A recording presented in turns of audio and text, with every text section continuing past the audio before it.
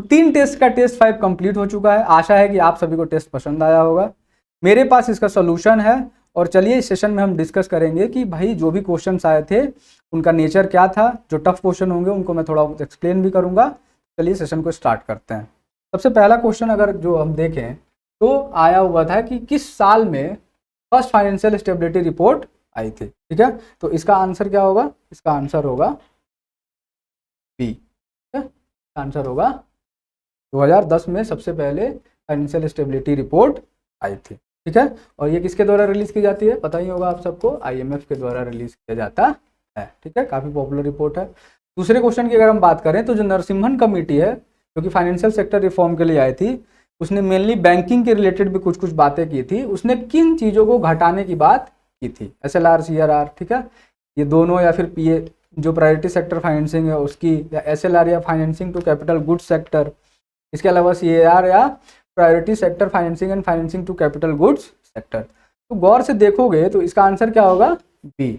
और ये इसलिए भी इंपॉर्टेंट है कि एक टाइम पे अगर आप देखो ये नरसिम्हन कमेटी जब आई उसने ये बोला कि बैंकों के पास पैसा ही नहीं बच रहा है लोन देने के लिए, क्योंकि आपका ये ऑलमोस्ट 18-19% होता है, 4-5% होता है और ये 40% के अराउंड होता है। तो बैंकों का जो पैसा है वो इन्हीं चीज़ों में जा करके क्या हो रहा था, एक तरह से फंस जा रहा था। ऑलमोस्ट आप देख लो तो 60 से 65% फंड जो है इन्हीं सब में चले जा रहे थे। 30 से 35% या 40% कह लो आप, पैसा उनके पास बच रहा था अदर सेक्टर में लैंड करने के लिए। तो इसलिए खास करके कमेटी ने बोला कि भाई इन सब कुछ चीज़ों को घटाओ ताकि और भी जो सेक्टर्स हैं उनको आसानी से बैंक लोन दे सके। क्लियर है? अब बात करते हैं कॉर्पोरेशन टैक्स के रिगार्डिंग। क्वेश्चन आया था कि आखिर इनको लेवी कौन करता है और बंटवारा कैसे उसका होता है। ठीक है, तो पहला ऑप्शन है कि is levied and appropriated by the state, is levied by the union, collected and appropriate by the state. Use मतलब, ठीक है, is levied by the union and shared by the union and state. ठीक है, is levied by the union and belong to it exclusively. आपको पता होगा corporation tax जो कि एक मेजर चंक होता है डायरेक्ट टैक्स का, वह जो है यूनियन के द्वारा लेवी किया जाता है और उसी से बिलोंग करता है एक्सक्लूसिव तरीके से। ठीक है, अगले क्वेश्चन की ओर बढ़ते हैं। One of the important goals of economic liberalization policy is to achieve full convertibility of Indian rupees. ठीक है, full convertibility of Indian rupees.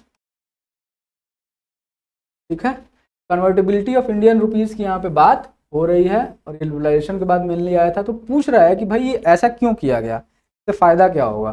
तो कह रहा है कि कन्वर्टिबिलिटी ऑफ रुपीज जो स्टेबलाइज करेगा, stabilise exchange value against major currency of the world. It will attract more foreign capital inflow in India, it will help to promote exports, या it will help India secure loans from the world financial market at attractive term. ठीक है, तो ये आपके पास 4 option है और आप सबको पता है कि जो कन्वर्टिबिलिटी होती है उसमें क्या होता है, रुपीज जो है आसानी से डॉलर यूरो इन सब में चेंज हो सकता है, या यूरो से रुपीज चेंज हो जाएगा।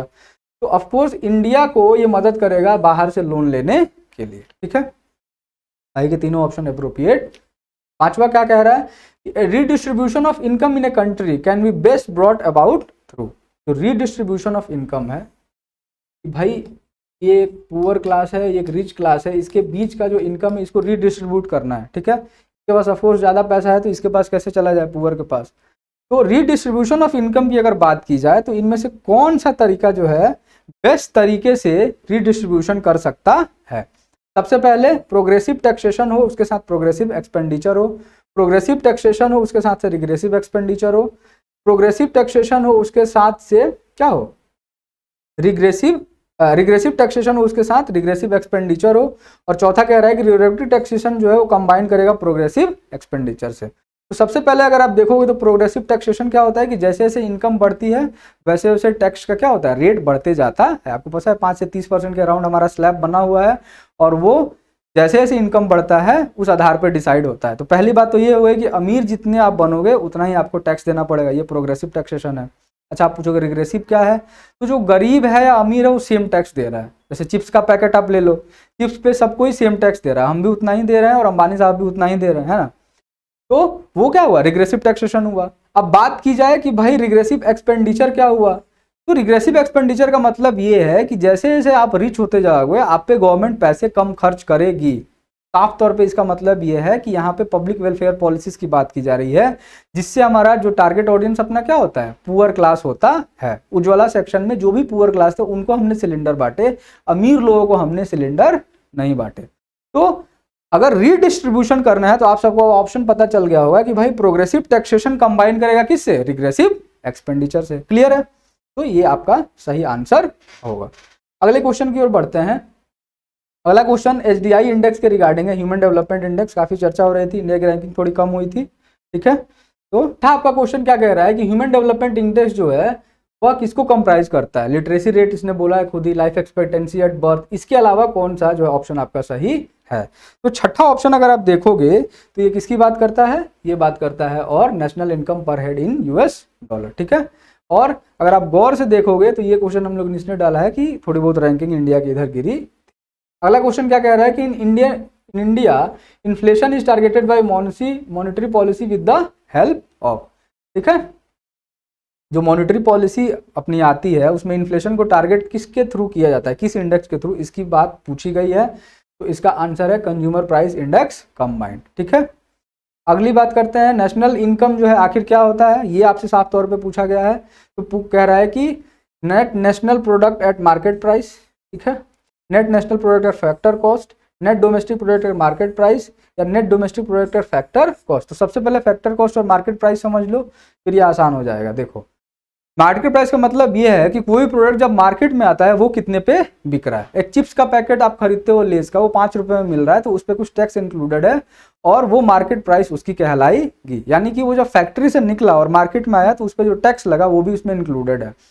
लेकिन कोई भी प्रोडक्ट जब फैक्ट्री में बनता है तो उसके 4 फैक्टर ऑफ प्रोडक्शन होते हैं, आपको पता होगा, लैंड, लेबर, याद आ रहा है आपको, एंटरप्रेन्योरशिप, कैपिटल। तो ये 4 जो फैक्टर हैं ये आप कंसिडर जब कर लेते हो और उसके बनने में जितना खर्च आता है वो क्या कहलाता है, जो भी प्रोडक्ट है उसका फैक्टर कॉस्ट वो होता है, ठीक है। तो आखिर नेशनल इनकम क्या है ये आपसे पूछा जा रहा है। तो नेशनल इनकम का मतलब ये होता है answer D, net domestic product at factor cost, ठीक है। अगले क्वेश्चन की ओर बढ़ते हैं। सब कह रहा है, 9वां क्या कह रहा है, the capital account convertibility of Indian rupee implies, ठीक है। तो कैपिटल अकाउंट कन्वर्टिबिलिटी है इंडियन रुपीज की, इसका मतलब क्या है, इंडियन रूपी को एक्सचेंज आप कर सकते हैं किसी भी ऑथराइज डीलर से ट्रेवल के लिए, ठीक है। दूसरा कह रहा है that the Indian rupees can be exchange for any major currency for the purpose of trade in goods and services, ठीक, that the Indian rupees can be exchange for any major currency for the purpose of trading financial, या none of the above. देखो ये वाला option तो थोड़ा बहुत गलत दिख रहा है, लेकिन ये दोनों ही ऑप्शन क्या है, ऑलमोस्ट सिमिलर है। बस बोल रहे हैं कि एक में आप गुड्स एंड सर्विसेज के लिए करोगे और दूसरा क्या कह रहा है कि ट्रेडिंग फाइनेंशियल, ठीक है। तो इसका ऑफकोर्स आंसर क्या होगा, मैं अभी आपको समझा ही रहा था कि अगर आप करेंसी में जो रूपी को डॉलर में, डॉलर से रूपी को आसानी से कन्वर्टेबिलिटी अगर स्टार्ट हो जाएगी तो हम बाहर से पैसा उठा सकते हैं, यानी कि ये फाइनेंशियल एसेट्स खरीदने के रिगार्डिंग ही बातचीत हो रही थी। तो इसका ऑप्शन क्या होगा आंसर, ठीक है। A consumer is said to be in equilibrium, किसी भी कंज्यूमर को बोलते हैं कि वो इक्विलिब्रियम में है, इसका मतलब क्या होता है।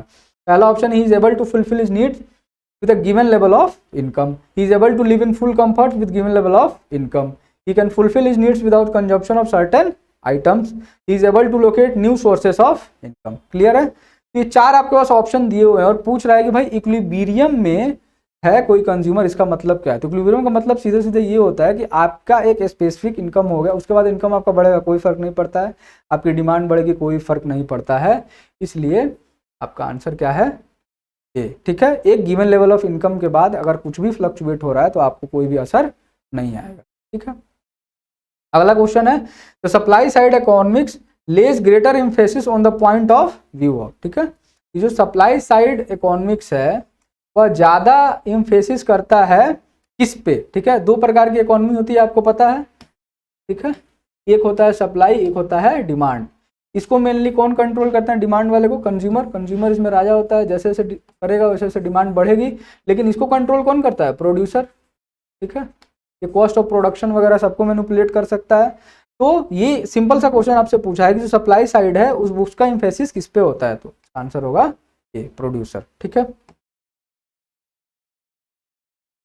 12 क्या कह रहा है, कह रहा है the person below the poverty line in India are classified as such based, ठीक है, जो पर्सन हमारे पॉवर्टी लाइन के नीचे होते हैं उनको किस आधार पर हम क्लासीफाई करते, ठीक है। तो ऑप्शन देखोगे आप गौर से तो उनको पहला कह रहा है कि they are entitled to a minimum prescribed food basket, ठीक है। इसके अलावा कह रहा है कि they get work for a prescribed minimum number of days in a year, they belong to agricultural labourer household and the schedule caste tribe social group, ठीक है। और चौथा कह रहा है they are daily wages fall below the prescribed minimum. तो आपके पास 4 option है और इसका आंसर क्या होगा, ए, ठीक है। They are entitled to a minimum prescribed food basket. 13वां क्या कह रहा है the most appropriate measure of economic growth is, अगर ग्रोथ इकोनॉमिक हो रहा है, इकोनॉमिक ग्रोथ सॉरी हो रहा है, तो उसका सबसे जो इंडेक्स, सबसे अप्रोप्रिएट इंडेक्स कौन सा है। आप जीडीपी मापते हो या एनडीपी मापते हो, एनएनपी देखते हो या पर कैपिटा रियल इनकम देखते हो। तो इंडिया के केस से ही आप समझो कि इंडिया की आबादी बहुत ज़्यादा है और अपनी जो इकॉनमी है वो 5वीं सबसे बड़ी अर्थव्यवस्था है, 3-3.5 ट्रिलियन डॉलर के अराउंड की इकॉनमी है। तो ऐसे देखने में तो 5वीं हम अर्थव्यवस्था है, तो आप कहोगे कि डेवलपमेंट तो ठीक है लेकिन ग्रोथ ठीक है, लेकिन आप गौर से फिर देखोगे कि एक आदमी के पास पैसा कितना है तो वो काफ़ी कम हो जाता है। क्लियर है। ठीक, यूके जिसको हम लोगों ने शायद पीछे छोड़ा था, उसकी आप देखोगे तो हमने उसको पीछे तो छोड़ दिया, लेकिन ग्रोथ उसका अगर आप सही से नापोगे तो वहाँ पे आबादी चूंकि कम है तो वहाँ पर कैपिटा इनकम क्या है, काफ़ी ज़्यादा। तो इसलिए जो अप्रोप्रिएट इंडेक्स इसको मापने का वो क्या है, पर कैपिटा रियल, ठीक है। ये असल में ग्रोथ हो रहा है कि नहीं वो आप कैसे देखोगे कि एक आदमी के पास पैसा कितना है। 14वां क्वेश्चन क्या कह रहा है कि इन सभी टैक्सों को कंसीडर कीजिए, कॉर्पोरेशन टैक्स है, कस्टम ड्यूटी है, वेल्थ टैक्स है, एक्साइज ड्यूटी है, और पूछ रहा है कि इनडायरेक्ट टैक्स इसमें कौन से हैं। तो आपको ही मैंने बताया था कॉर्पोरेशन डायरेक्ट होता है, वेल्थ भी डायरेक्ट होता है, तो इसका आंसर क्या होगा आपका 2 और 4, ठीक है। 2 और 4 इज द करेक्ट आंसर। 14वां का आंसर होगा आपका बी। 15वां क्या कह रहा है कि what is the number of indicators in MPI. MPI का जस्ट रिपोर्ट आया था थोड़े दिन पहले और उसमें बिहार को क्या बोला गया था कि भाई सबसे पुअरेस्ट स्टेट है इंडिया का, और ऑलमोस्ट 52% जो है मल्टी डायमेंशनली पुअर सिटीजन यहाँ पे रहते, इसलिए काफी क्वेश्चन इंपॉर्टेंट है। तो इसके इंडिकेटर कितने होते हैं 10, पैरामीटर कितने होते हैं 3। क्लियर है। अगले क्वेश्चन की ओर बढ़ते हैं। 16वां क्या कह रहा है, the prices at which the government purchases food grain for maintaining the public distribution system and for building a buffer stock is known as, ठीक है। ये पीडीएस के रिगार्डिंग बात की जा रही है कि जो सरकार अनाज खरीदती है और उससे जो है पीडीएस के लिए बफर स्टॉक बनाती है उसको क्या बोलते हैं। तो गौर से देखोगे तो एमएसपी दिया हुआ है, प्रोक्योरमेंट प्राइस, इशू प्राइस और सीलिंग प्राइस। तो इसका आंसर क्या होगा, 16वां का आंसर होगा बी। एमएसपी मत मार देना, एमएसपी की किसको देती है सरकार, किसानों को देती है, ठीक है। इनका पीडीएस से कोई लेना देना, ठीक है। अच्छा क्वेश्चन था, थोड़ा ट्रिकी था ये। अगला क्वेश्चन क्या कह रहा है कि which one of the following is the correct sequence in the decreasing order of contribution of different sector to the GDP of India. कौन कौन से सेक्टर्स का जो है कंट्रीब्यूशन डिक्रीजिंग ऑर्डर में है, ये आपको लगाना था, ठीक। इसका आंसर क्या होगा भाई, इसका आंसर होगा ए, ठीक है। सर्विस का सबसे ज्यादा, उसके बाद इंडस्ट्री और एग्रीकल्चर। अच्छा क्वेश्चन था, आसान था ये। विच one of the following statement is an appropriate description of deflation. Deflation के बारे में आपसे पूछा जा रहा है कि भाई डिफ्लेशन का अप्रोप्रिएट डिफिनेशन क्या है। तो जो चारों स्टेटमेंट देखोगे तो डिफ्लेशन क्या होता है, जो एक्चुअल प्राइस में डिक्रीज होता है प्रोडक्ट के। क्लियर है। इन्फ्लेशन का जो रेट है वो अगर कम हो रहा है तो ऑफकोर्स इन्फ्लेशन होगा वहां पे, लेकिन डिफ्लेशन के केस में क्या होता है कि प्राइस ही गिरने लगता है, यानी कि उस सिचुएशन में इन्फ्लेशन निगेटिव हो जाता है, ठीक है। किसी दाम का प्राइस जो है 5 रुपए है, ठीक है, और अब वो 4 रुपए हो जाए तो उसको डिफ्लेशन बोलते हैं। क्लियर है। तो इसलिए इसका आंसर क्या होगा, 19वां का आंसर आपका होगा सी, ठीक है, कि जनरल प्राइस लेवल में परसिस्टेंट जब डिक्रीमेंट हो तो हम लोग बोलते हैं। क्लियर है।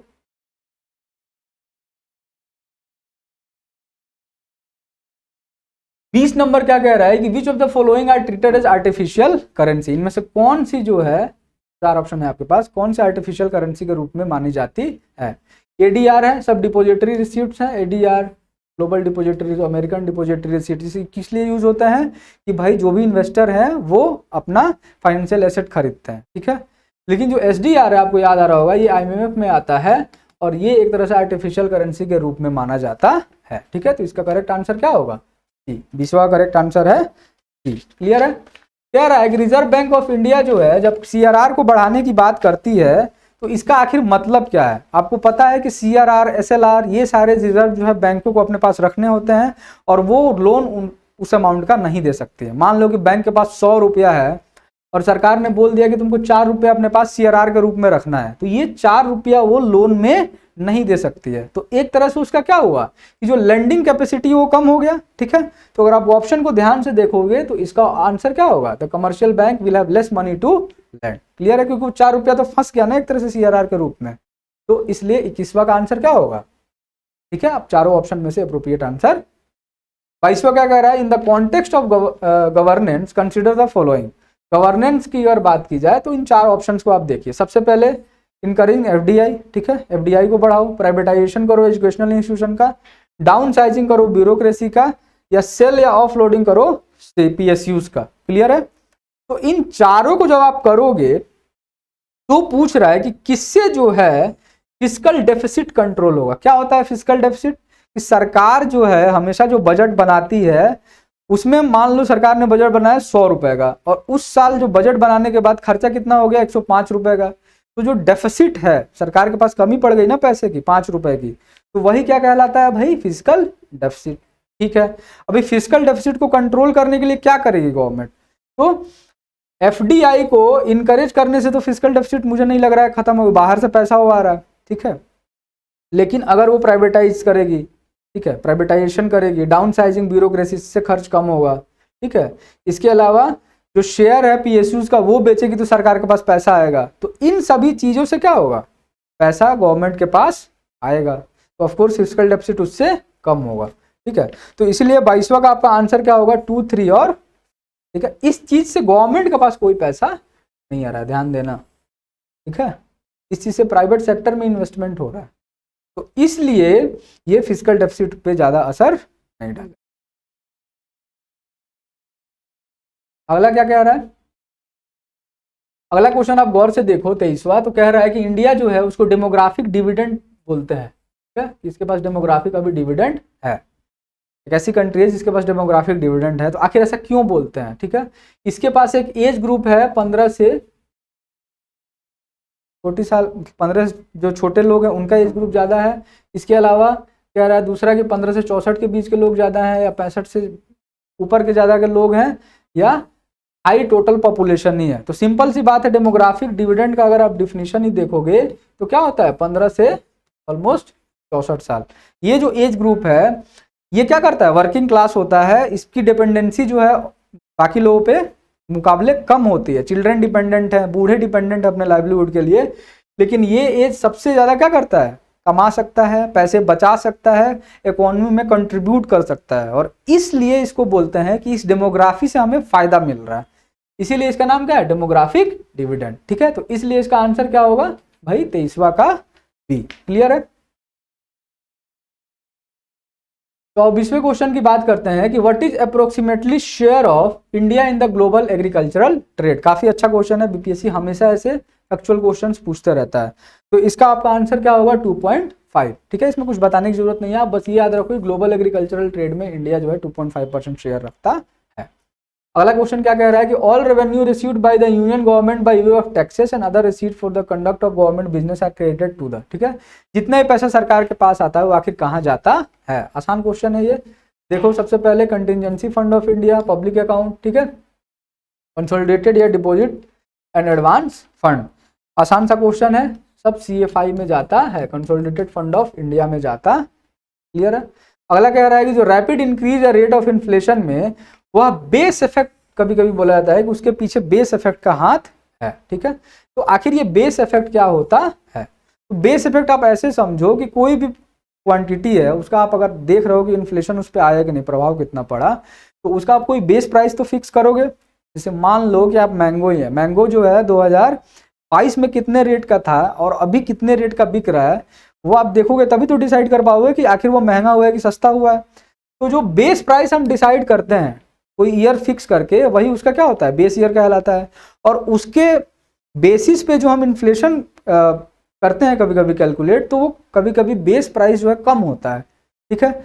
और एकदम से फ्रीक्वेंट ईयर्स में प्राइस बढ़ता है उस प्रोडक्ट का, तो इन्फ्लेशन काफी ज्यादा क्या करता है? स्पाइक होकर के दिखाता है। तो उसी को बोलते हैं बेस इफेक्ट।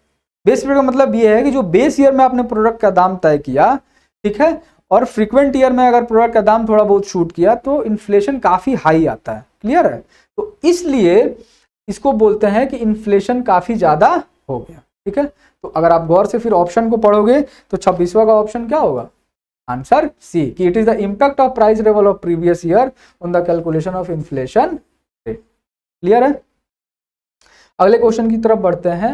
अगला क्वेश्चन आपका है 27। क्या कह रहा है 27 की इंडिया में which of the following have the highest share in disbursement of credit to agriculture and allied activity. Agriculture को आखिर कौन सबसे ज्यादा पैसे दे रहा है, इसके बारे में सिंपल सा क्वेश्चन आपसे पूछा गया है। तो एग्रीकल्चर को सबसे ज्यादा पैसा जो है कमर्शियल बैंक देती। ठीक है, अब किसी को लग रहा है कोऑपरेटिव आरआरबी, भाई इनका शेयर जो है ठीक ठाक, लेकिन ये छोटे छोटे लोन्स देती हैं। कमर्शियल बैंक का प्रेजेंस अभी भी काफी अच्छा खासा है, ठीक है, हमारे बेल्ट में, और यही सबसे ज्यादा लोन डिसबर्स करती है। अगला क्वेश्चन है कि जो रिजर्व बैंक ऑफ इंडिया है वो बैंकर्स ऑफ बैंक बोली जाती है। This would imply which of the following, इसका आखिर मतलब क्या हुआ? Other bank retain their deposits with the RBI, ठीक है, the RBI lends fund to the commercial bank in times of need, या RBI advises the commercial bank on monetary matters. ठीक है, ये तीन ऑप्शन आपको दिए हुए हैं, और अगर आप गौर से देखोगे तो ये तीनों ही करेक्ट हैं। ठीक है, बैंकर्स ऑफ बैंक इसलिए बोलते हैं कि जो डिपॉजिट है बाकी बैंक और आरबीआई के पास रखते हैं अपना। ठीक है, आरबीआई जो है वो कमर्शियल बैंक को जब नीड पड़ती है, अरे नीड कब पड़ेगी? जब वो लैंड आउट नहीं कर पाएगा, अपने जो भी कस्टमर्स हैं, जो डिपॉजिट है उनको वापस नहीं कर पाएगा, है ना, तो क्राइसिस के टाइम में ये हेल्प करता है आरबीआई। तीसरा कह रहा है कि एडवाइस भी करता है मॉनेटरी मैटर्स में, तो इसलिए इसको बैंकर्स ऑफ बैंक बोलते हैं। ठीक है, 29 देखो, पीएसएल की बात की जा रही है यहाँ पे, प्रायोरिटी सेक्टर लैंडिंग। कह रहा है कि PSL by bank in India constitutes the lending to. आखिर पीएसएल में बोल रहा था पिछले क्वेश्चन में, तो किसको देती है आखिर पैसे पीएसएल के अंतर्गत? ठीक है, एग्रीकल्चर है, माइक्रो एमएसएमईज है, या वीकर सेक्शंस हैं, तो इन सभी को ही पैसा मिलता है, इसलिए इसका करेक्ट आंसर क्या होगा? डी। क्लियर है? 30 नंबर देखो, विच one of the following groups of item is included in India foreign exchange reserve. Forex में, फॉरेक्स पाकिस्तान का डिप्लेट कर रहा था, तो ये क्वेश्चन डाला गया है भाई, तो पूछ सकता है इससे क्वेश्चन। तो फॉरेक्स में आखिर क्या क्या आता है? क्लियर है? तो अगर आप गौर से देखोगे तो फॉरेक्स में क्या आएगा भाई? फॉरेक्स में आपका foreign currency asset, gold holding, RBI, ठीक है, गोल्ड होल्डिंग जो आरबीआई रखती है, और एसडीआर आता है। ये तीन चीजें मिल करके क्या बनाती हैं? फॉरेक्स को बनाती हैं। ठीक है, और इसमें मेजर जो चंक है वो इसका होता है, एफसीएस का। ठीक है, गोल्ड मत बोल देना, फॉरेन करेंसी एसेट्स है, यही सबसे ज्यादा इसमें शेयर रखते हैं। तीनों को मिला करके फॉरेक्स अपना बनता। क्लियर है?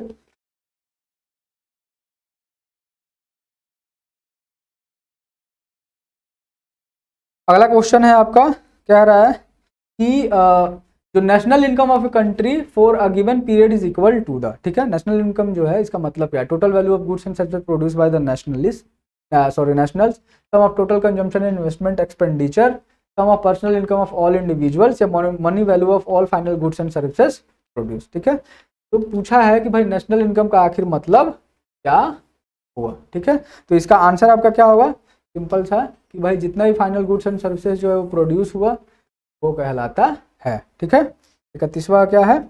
जो भी फाइनल गुड्स एंड प्रोड्यूस हुआ उसको हम लोग नेशनल इनकम बोलते। अगला क्या कह रहा है कि which of the following constitute capital account. इन पता है आपको कि दो प्रकार के अकाउंट भी होते थे अपने पास, जब आप बैलेंस ऑफ पेमेंट पढ़ रहे हो, करंट होता था, दूसरा कैपिटल होता था। याद आ रहा है?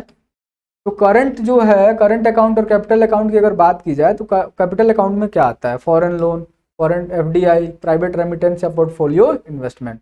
गौर से देखोगे जो ये प्राइवेट रेमिटेंस है वो आपका सीएडी का पार्ट था, करंट अकाउंट डिपॉजिट का पार्ट था, और इनविजिबल में आता था। याद आ रहा है आपको? इसलिए आपका आंसर क्या होगा? आपका आंसर होगा, ये चूंकि तीसरा चला गया तो 1 2 4, 32वां का आंसर क्या होगा? बी। क्लियर है? आगे बढ़ते हैं। इन the context of Indian economy open market operation का मतलब क्या होता है? इंडियन इकोनॉमी में ओएमओज का आखिर मतलब क्या होता है? ठीक है, तो ओएमओ में सिंपल सा ये है कि आरबीआई जो है वो क्या करती है कि गवर्नमेंट सिक्योरिटी को की खरीद फरोख्त करती है, खरीद बिक्री करती है, इससे पब्लिक से, और इसलिए, ठीक है, आंसर क्या होगा 33वां का डी। ठीक है, 34 क्या कह रहा है? 34 अगर आप देखो the main objective of 12 5 year plan is, ठीक है, 12 5 ईयर ऑब्जेक्टिव क्या था? Inclusive growth and poverty reduction, inclusive and sustainable growth, sustainable inclusive growth to reduce unemployment, या faster sustainable and more inclusive growth. ठीक है, तो 34वां की अगर बात की जाए तो 34वां का आंसर होगा डी, फास्टर सस्टेनेबल और मोर इंक्लूसिव ग्रोथ जो है वो इसका एम था। ठीक है, बीपीएससी ने बार बार प्लान से क्वेश्चन पूछा है। ठीक है, तो प्लान काफी इंपॉर्टेंट सेक्शन है आपके लिए। 35वां का कह रहा है कि the term marginal standing facility rate and net demand and time liability जो है वो किसको रेफर करती है? ठीक है, तो देखो गौर से, बैंकिंग ऑपरेशन से रिलेटेड है, कम्युनिकेशन नेटवर्किंग से रिलेटेड है, मिलिट्री स्ट्रेटजी से रिलेटेड है, supply and demand of agricultural product से रिलेटेड है।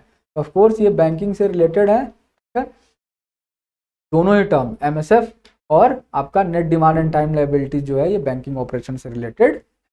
Which one of the following links all the ATM in India? पूछ रहा है कि भाई कौन जो है इन सबको लिंक करता है। ठीक है, जो भी अपने एटीएम्स हैं, इंडियन बैंक एसोसिएशन है, नेशनल सिक्योरिटी या डिपॉजिटरी लिमिटेड है, national payment corporation of India या रिजर्व बैंक ऑफ इंडिया। का आंसर होगा एनपीसीआई। क्लियर है? अगला कह रहा है कि which of the following is not included in assets of commercial banking? इनमें से कौन जो है उसको इंक्लूड नहीं करते हैं हम लोग कमर्शियल बैंक के एसेट में? ठीक है, एडवांसेस है, डिपॉजिट है, इन्वेस्टमेंट है, money at call and short notice. ये एनसीईआरटी का क्वेश्चन है, काफी बेसिक सा, और इसका आंसर क्या होगा भाई? डिपॉजिट्स। डिपॉजिट जो है वो एसेट्स नहीं होते हैं, एक तरह से लाइबिलिटी होते हैं। ठीक है, 38 क्या कह रहा है?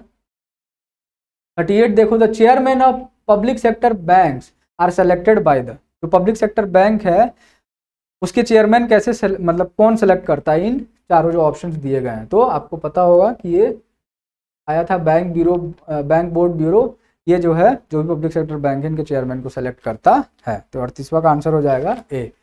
विच of the following 5 year plan recognize human development as the core of all development efforts? ठीक है, तो इसका आपका आंसर क्या हो जाएगा भाई? 8th 5 year plan. क्लियर है? अगला क्वेश्चन देखो,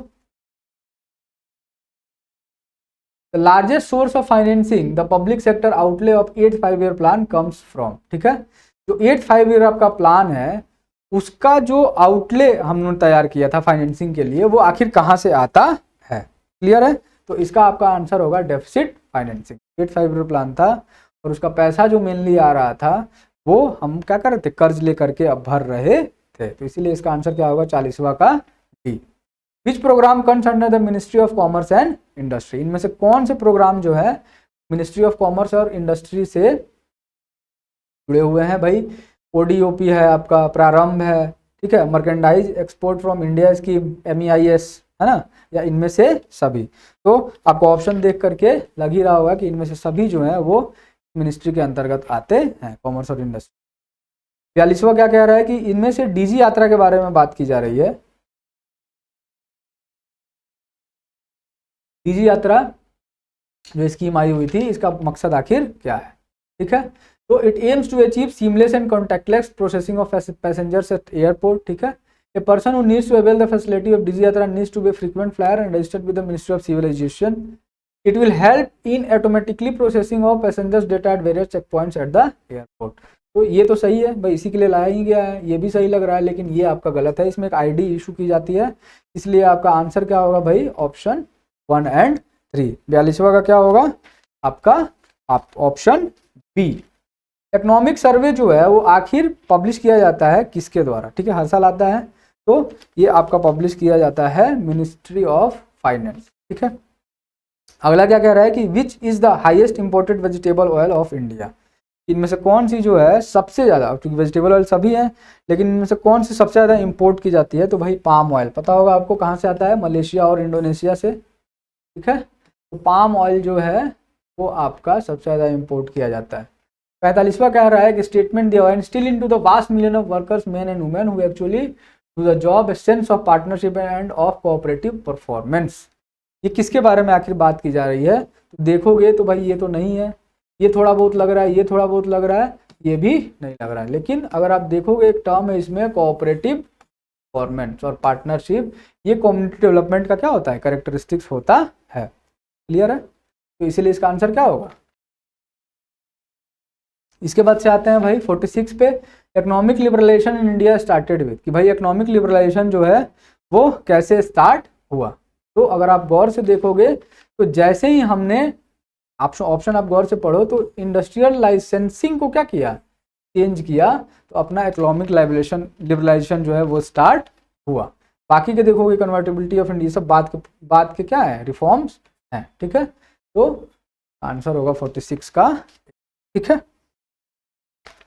47 क्या कह रहा है कि the Bharat net product is related to provide. ठीक है, भारत नेट आखिर किस लिए आया हुआ है, broadband connectivity to gram panchayat, high speed internet to farmers, broadband connectivity to zila panchayat, या free wifi to student in rural. ठीक है, तो आपने अगर ये पढ़ा होगा भारत नेट, तो ये ब्रॉडबैंड कनेक्टिविटी प्रोवाइड करता है किसको, ग्राम पंचायत को। ठीक है, ये थोड़ा सा ट्रिकी था जिला पंचायत, लेकिन ये मेनली ग्राम पंचायत के लिए आया हुआ है, रूरल एरियाज के लिए आया हुआ। क्लियर है? अगला क्वेश्चन है आपका 48, the growth rate of per capita income at current price is higher than that of per capita income at constant price because the latter takes into account the rate of. ठीक है, जो growth rate है पर capita income current price के हिसाब से और जो कांस्टेंट प्राइस होता है उसके बीच में, वो आखिर किसको अकाउंट करता है, जो वेरिएशन आता है उसमें। ठीक है, तो सिंपल सा बात ये है भाई, किसको अकाउंट करेगा, प्राइस लेवल को तो अकाउंट करेगा, अरे जो दाम बढ़ा। ठीक है, तो इसका इसलिए आंसर होगा B. Consider the following, market borrowings है, ट्रेजरी बिल्स है, special securities issued to RBI. ठीक है, ये तीन चीजें हैं और पूछ रहा है कि इनमें से इंटरनल डेट कौन सा है। ठीक है, इंटरनल डेट पूछ रहा है कि इन तीनों में से इंटरनल आखिर डेट कौन सा है। तो 49वां का देखोगे तो भाई सभी जो है क्या इंटरनल डेट के एक टाइप्स। क्लियर है? 5 year plan in India was finally approved by. ठीक है, जो 5 ईयर प्लान था उसको फाइनल अप्रूवल आखिर कहाँ से मिलता था, तो एनडीसी जो है क्या करती थी, जो भी हमारे 5 ईयर प्लान थे इसको अप्रूवल देती थी। अगले क्वेश्चन की तरफ बढ़ते हैं।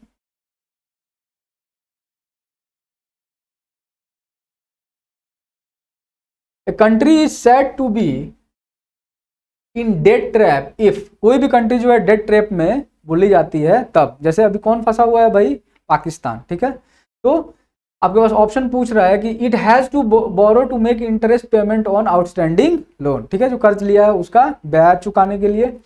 It has to abide by the conditionalities imposed by the International Monetary Fund. It has been refuse loan और aid by creditors abroad. The World Bank charges a very high rate of interest on outstanding as well as new।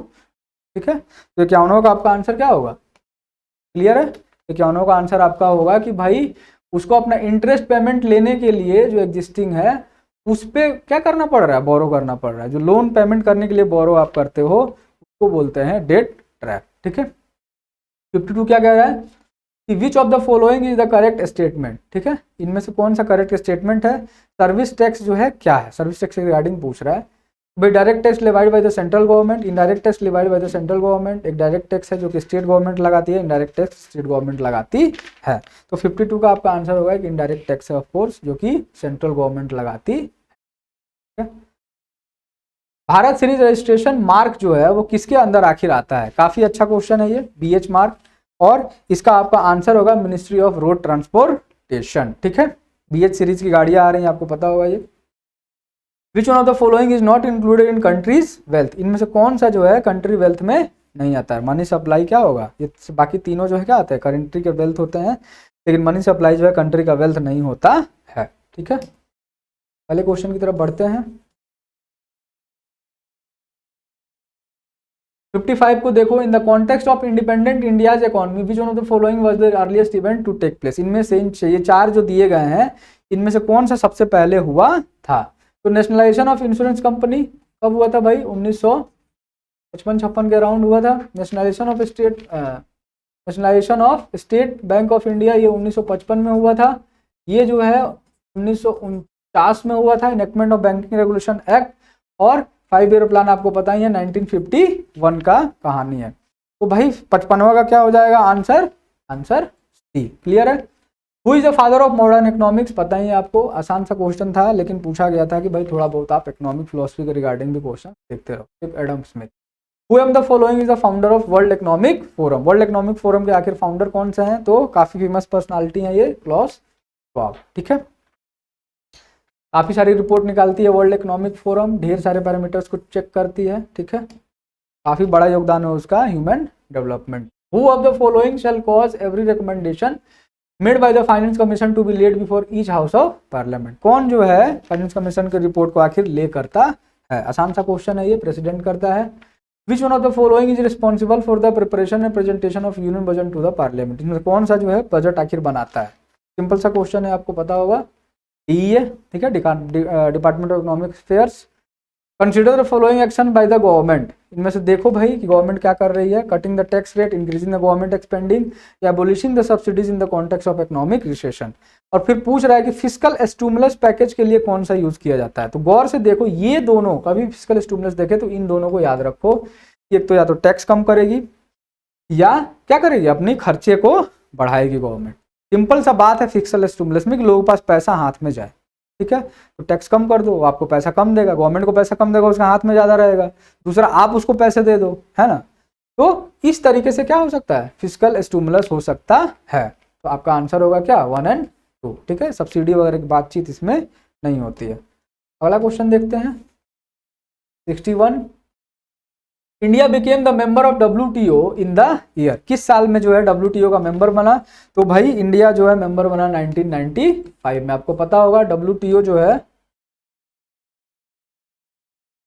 काफी important organisation है जो कि trade facilitation में मदद करता है। इसका इंडिया का पार्ट बना 1995। Among the following who are eligible beneficiary from the Mahatma Gandhi.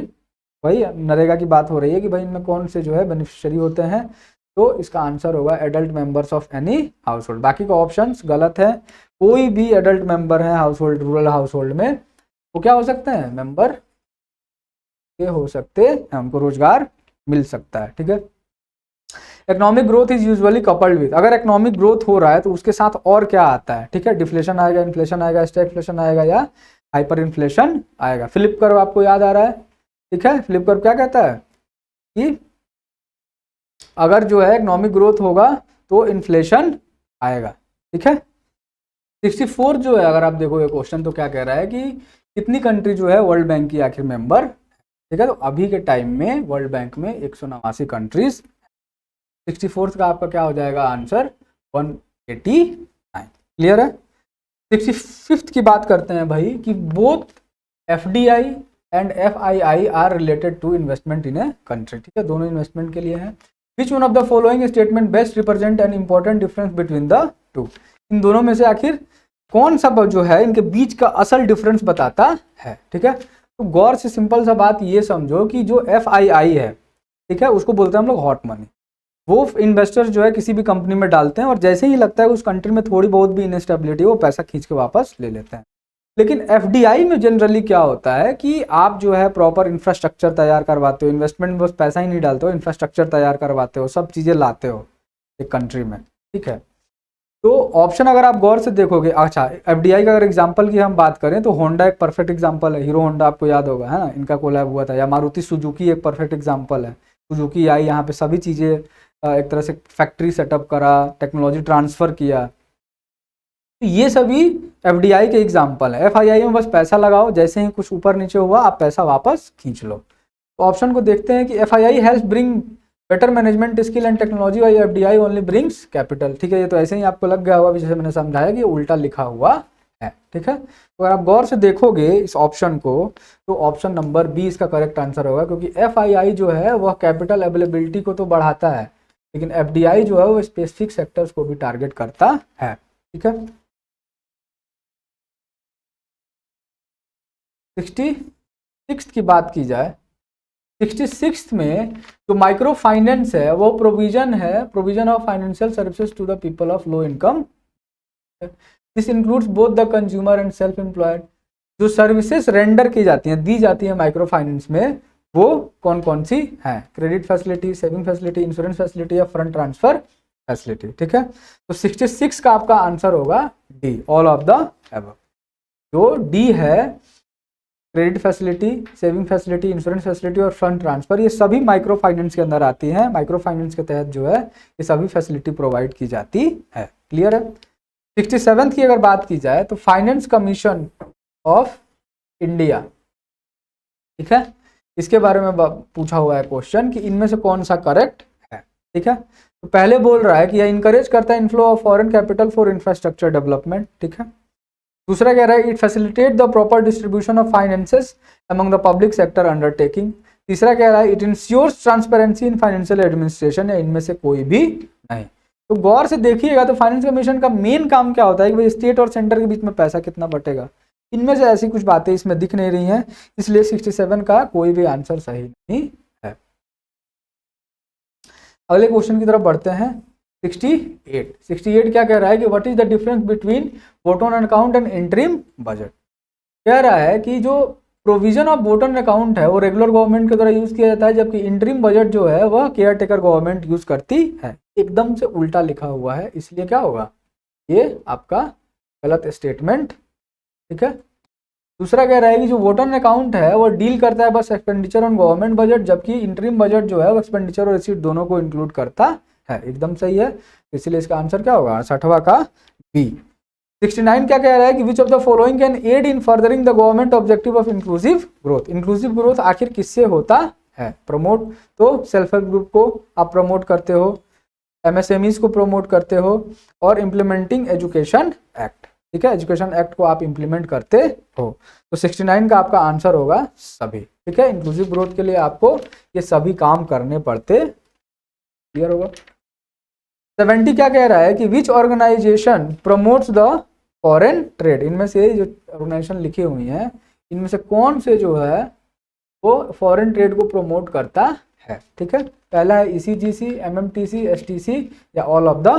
ठीक है, तो 70 का आपका आंसर क्या होगा भाई, डी। ठीक है, 70 का आंसर होगा आपका डी। क्लियर है। अच्छा, ये ईसीजीसी क्या है भाई, export credit, export credit guarantee corporation. MMTC क्या है, एमएमटीसी का यहाँ पे मतलब जो है वो है mineral and metal trading, mineral and metal trading. और एसटीसी का क्या है भाई, state trading corporation, state trading corporation. ठीक है, तो स्टेट ट्रेडिंग कॉर्पोरेशन आप गौर से देखोगे ये तीनों ही मिल करके क्या करते हैं, आपके फॉरेन ट्रेड में हेल्प करते हैं, एमएमटीसी और। 71 क्या कह रहा है, the largest producer of sugar in India is. India में सबसे बड़ा प्रोड्यूसर आखिर कौन सा है, तो इसका आंसर क्या होगा, इसका आंसर होगा महा। The lowering of bank rate by reserve bank of India leads to. अगर बैंक रेट जो है आरबीआई कम करती है तो इससे आखिर क्या होगा, लिक्विडिटी बढ़ेगी मार्केट में, लिक्विडिटी घटेगी, लिक्विडिटी में कोई भी असर नहीं आएगा, या मोबिलाइजेशन जो है डिपॉजिट्स का ज़्यादा होगा। ठीक है, तो इसका आंसर क्या होगा भाई, लिक्विडिटी क्या होगी, है ना, बैंक रेट कम हो गया तो लिक्विडिटी ऑफ कोर्स बढ़ेगी, क्योंकि इंटरेस्ट रेट आपके सस्ते होने स्टार्ट हो जाएंगे, सस्ते रेट पे लोन मिलेगा। 73 क्या कह रहा है कि ये आपको स्पेसिफिक स्टेजेस जो है डेमोग्राफिक ट्रांजिशन के देखने हैं और फिर बताना है कि इसका सीक्वेंस जो है वो क्या है। ठीक है, इसका सीक्वेंस आप गौर से देखो क्या है भाई, 73 का क्या है, सी। ठीक है, 73 का आंसर क्या है, सी। कह रहा है कि under which of the following circumstances में कैपिटल गेन्स अराइज। ठीक है, इनमें से कौन से जो आप देख रहे हैं सर्कमस्टांसेस जिसके कैपिटल गेन आता है। ठीक है, तो पहला कह रहा है कि when there is an increase in sales of a product, when there is a natural increase in the value of property own, when you purchase a painting and there is growth in value due to increase in its popularity. तो सबसे पहले गौर से आप देखोगे तो capital gain का rise का मतलब ये होता है कि कोई भी आप प्रोडक्ट ओन कर रहे हो उसका नेचुरली क्या होता है, वैल्यू बढ़ता है। तो इसलिए अगर ऑप्शन आप देखो तो only 2 is the correct option, और 74 का इसलिए आंसर होगा क्या, बी। क्लियर है। 75 का क्या है, 75 का आपका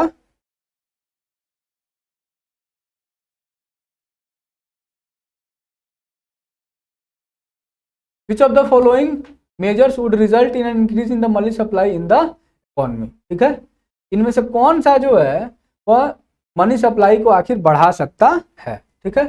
तो मनी सप्लाई सिंपल सी बात है कि जब पब्लिक के हाथ में पैसा थोड़ा ज्यादा जाएगा तो मनी सप्लाई उस केस में हम लोग बोलते हैं कि बढ़ गया। तो पहला क्या कह रहा है कि जब हम लोग परचेस करते हैं सिक्योरिटी को सेंट्रल बैंक से, ठीक है, purchase of government security from the public by the central bank, deposit of currency in commercial bank by the public, borrowing of by the government from the central bank, या sale of government security to the public by the central, ठीक है, bank. तो 75 का आपका answer होगा सी, ठीक है, 75 का आपका आंसर होगा सी, ठीक है। पहला कि अगर आप गवर्नमेंट सिक्योरिटी जो है वो purchase of government security from the public, public जो गवर्नमेंट सिक्योरिटी खरीदेगी सेंट्रल बैंक से, और तीसरा आपका कह रहा है कि जब बोरो करेगी गवर्नमेंट जो है सेंट्रल बैंक से। सिंपल सी बात है, बोरो की और पैसा डाली मार्केट में तो मनी सप्लाई, क्लियर है। 76 क्या कह रहा है, to obtain the full benefits of demographic dividend what should India do. ये बातचीत काफी ज्यादा हो रही है कि भाई इंडिया जो है डेमोग्राफिक डिविडेंड के फेज में है और इसका हमें पूरी तरह से यूटिलाइजेशन करना चाहिए, क्लियर है। तो उसके लिए आखिर क्या किया जा सकता है, तो इसका आंसर होगा 76 का आपका आंसर होगा ए, ठीक है। 76 इज द करेक्ट, 76 का ए इज द करेक्ट आंसर कि भाई स्किल को बढ़ाओगे तो आपका डेमोग्राफिक डिविडेंड का प्रॉपर फायदा है, क्लियर है। 77 क्वेश्चन की बात की जाए तो a rise in general level of prices में बी कॉज्ड बाई, ठीक है, जो जनरल प्राइस है वो आखिर क्यों होता है, an increase in the money supply, इसके चलते क्या हो सकता है, a decrease in the aggregate level of output, या an increase in the effective demand. ये 3 रीजन दिए हुए हैं जिसके चलते क्या किसी सामान का कोई भी दाम बढ़ सकता है, ठीक है। तो 77 का आपका आंसर होगा, ठीक है, डी। अगर आपका मनी सप्लाई बढ़ता है तभी भी क्या होगा, दाम बढ़ेगा, ठीक है।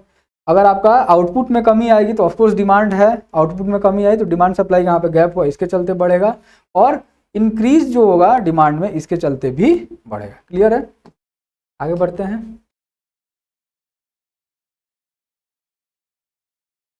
78 आपका कह रहा है कि which one of the following is likely to be the most inflationary in its effect, ठीक है, इनमें से कौन सा जो है सबसे ज्यादा इन्फ्लेशन क्रिएट कर सकता है। पहला कह रहा है कि repayment of public debt, borrowing from the public to finance budget deficit, borrowing from banks to finance a budget deficit, या creating new money to finance a budget. ये चलो तो ठीक है, ये borrowing from the public to, public से आप ले करके बोरो करके और फाइनेंस कर रहे हो, बैंक से कर रहे हो, लेकिन सबसे खतरनाक जो है आपका ये है जिसमें आप पैसे ही नए तरीके से छापने लगते हो। 97 तक ऐसा नहीं होता था, 97 में कोई भी प्रिंट कर देता था पैसा, लेकिन अब जो है क्या किया गया कि ओएमओस उसी टाइम के बाद आया कि भाई आप पब्लिक से पैसे उठाओ फिर उतना आप करेंसी कर सकते हो, ठीक है। तो सिंपल सी बात यह है कि अगर कोई भी बैंक जिसके पास बैकिंग रहती है फॉरेन करेंसी एसेट्स या गोल्ड की, वो उतने पैसे छाप सकती है, लेकिन अगर उसके बावजूद भी वो ज़्यादा पैसे छापने लगे तो क्या हो सकता है, पब्लिक के हाथ में एकदम से पैसा आएगा और उसके चलते क्या होगा कि इन्फ्लेशन स्पाइक कर जाएगा। अरे आप ऐसे समझो कि आपके सभी 100 रुपए हैं, सबके पास अगर उसी समय 1,000 रुपए हो गए तो सब एक कोई भी कमोडिटी उसको खरीदने के लिए जा सकते हैं और वहां पे उसका प्राइस शूट कर सकता है, ठीक है ना। तो करेंसी छापने से क्या होता है कि कोई भी एसेट ऐसा क्रिएट तो हो नहीं रहा है और आप ऐसे ही करेंसी का सप्लाई बढ़ा रहे हो मार्केट में, तो ऑफकोर्स करेंसी का जो वैल्यू है वो तो गिरेगा ही ना। इसके चलते क्या होता है, इन्फ्लेशन स्पाइक होता है, काफी इन्फ्लेशनरी, क्लियर है। अगला क्वेश्चन क्या कर रहा है कि supply of money remaining the same when there is an increase in demand for the money there will be, ठीक है। ऑप्शन क्या है, a fall in the level of prices, an increase in the rate of interest, a decrease in the rate of interest, या increase in the level of income and employment. तो 79 का आपका answer होगा B कि भाई rate of interest में क्या होगा, इंक्रीज होगा, क्लियर है। जो सप्लाई ऑफ मनी है वो सेम है और अगर डिमांड फॉर मनी होता है तो ऑफकोर्स क्या होगा, डिमांड सप्लाई का यहाँ भी रूल लगेगा और इंटरेस्ट रेट में इंक्रीमेंट होगा। 80 क्या कह रहा है, if the interest rate is decrease in an economy it will, ठीक है। अगर इंटरेस्ट रेट घट जाए इकोनॉमी में तो क्या होगा, decrease the consumption expenditure in the economy, increase the tax collection of the government, increase the investment expenditure in the economy, या increase the total savings in the economy, ठीक है। अगर इंटरेस्ट रेट को घटा दिया जाए इकोनॉमी में तो क्या होगा भाई, increase the investment expenditure in the economy, जो इन्वेस्टमेंट एक्सपेंडिचर है उसमें बढ़ोतरी होगी क्योंकि रेट सस्ता हो गया, लोन आसानी से मिलेगा सस्ते दर पे। With reference to inflation in India which one of the following statement is correct. Inflation के बारे में बात की जा रही है controlling the inflation in India is responsibility of government of India only, गलत है। The RBI of India has no role in controlling, ये भी गलत है। Decrease money circulation help in controlling the inflation, increase money circulation help in controlling the, ठीक है। तो अगर आप मनी सर्कुलेशन को डिक्रीज करोगे तो इन्फ्लेशन पे काबू पाया जा सकता है, ये सही बात है। तो 81 का आंसर आपका क्या होगा, डी, ठीक है। मनी सर्कुलेशन अगर आप मार्केट में बढ़ाओगे तो ऑफकोर्स इन्फ्लेशन बढ़ेगा, जस्ट हम बात कर रहे थे। There has been a persistent deficit budget year after year, which of the following के action can be taken by government to reduce the deficit. बात हो रही थी कि भाई बजट में हमेशा डेफिसिट रहता है, कमी पड़ जाती है पैसे की, तो कैसे डेफिसिट को कम किया जा सकता है।